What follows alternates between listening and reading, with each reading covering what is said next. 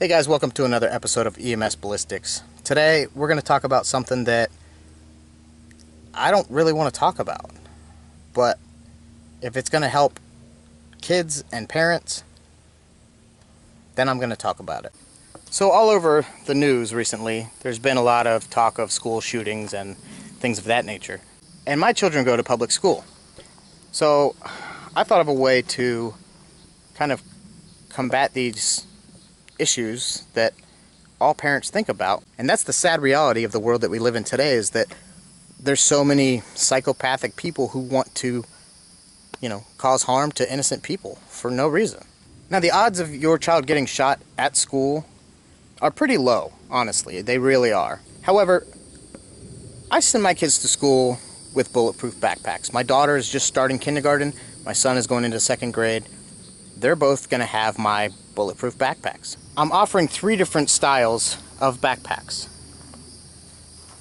The first one is kid stuff. Man, I don't want to have a bulletproof backpack and give my kid this big clunky tactical backpack.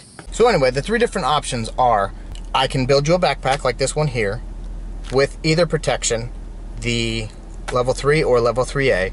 The level 3A is the lighter weight, and the level 3 is the heavyweight.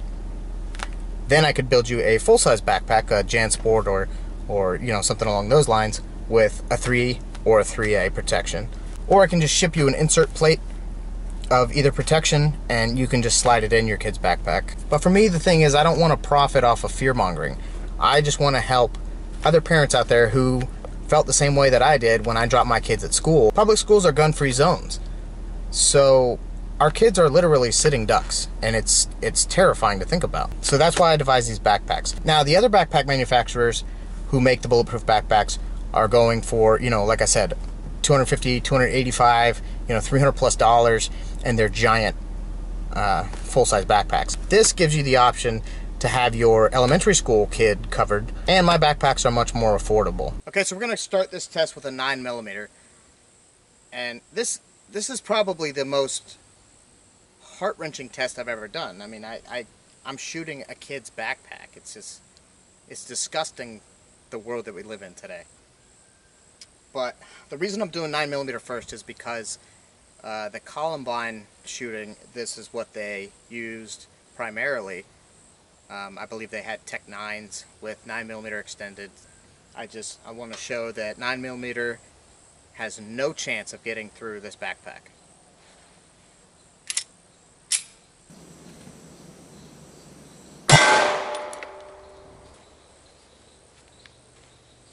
Okay, let's take a look at this backpack with the 9mm.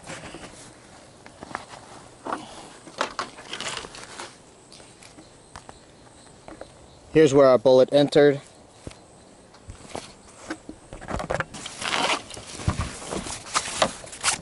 And there's no exit hole at all on the back side of this backpack. And also note, there's no upward spalling. When you shoot steel, a lot of time the fragments explode when it hits the steel and sprays fragments everywhere. Now, there's no upward spalling, so that's a good sign as well. The production backpacks are actually going to have plate carriers from a bulletproof vest attached inside the backpack. Now, this backpack is just a test backpack. There's just one of our plates sitting inside, and that's it. There's no plate carrier or anything like that. It's just the plate inside the backpack. Now, technically, when your kid goes to school, he's going to have a book or 2, and the production model will actually have a plate carrier attached inside, so there'll be even less spalling. Next up, we're going to be shooting a bullet that is a lot heavier than the 9mm that we just shot. This is a 45 ACP with a 230 grain bullet. Let's give it a shot.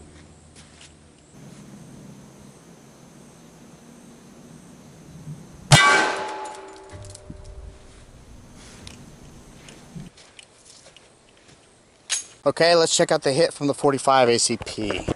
Here it is, a little bit bigger hole. It's a much bigger bullet.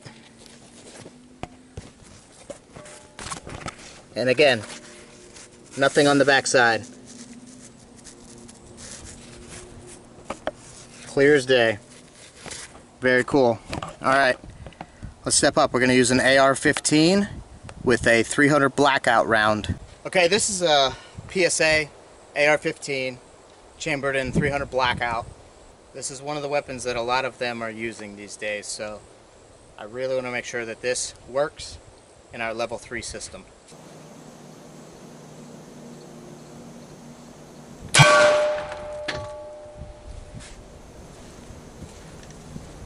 Okay, let's check out the hit from our AR-15 with the 300 blackout. Alright, let's check it out. Here's our entrance hole here. Now, I'm sure the spall coating is starting to take a beating after we've shot it 3 times, but the only thing I see from spall is here. We have a little piece sticking up and a little piece sticking out here of what looks to be jacket. So let's open this up. So the spall coating is starting to rip away after the 3rd shot. But let's see if it exited the back of the backpack. It did not. Still intact. 100%. No hole through it. Here's our entrance. No exit on the back side. Alright, well that's all we have for today. Obviously it started raining like crazy.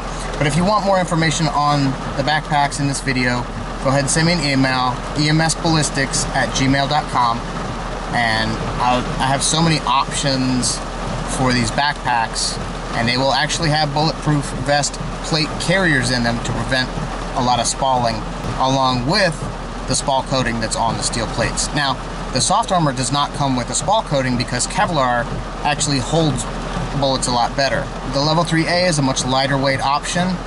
It stops up to a 44 Magnum, including a 44 Magnum. So anyway, but these are our tactical style backpacks. We also make these in steel plate or 3A soft armor, or a combination of both. If you have any questions, go ahead and email me, emsballistics@gmail.com, and I will see what I can put together for you. A pricing package and availability package, and the rating for each. Thanks for hanging out with us again. I gotta do a lighthearted episode now, because this one, I really didn't even want to make. But I know when I send my kids to school, I feel a little bit better knowing because I send them with a bulletproof backpack. If you haven't subscribed to the channel yet, go ahead and do so. Normally we do a lot of fun things and not so much doom and gloom things like these. Stick around next week for a much happier episode, and we'll see you next time.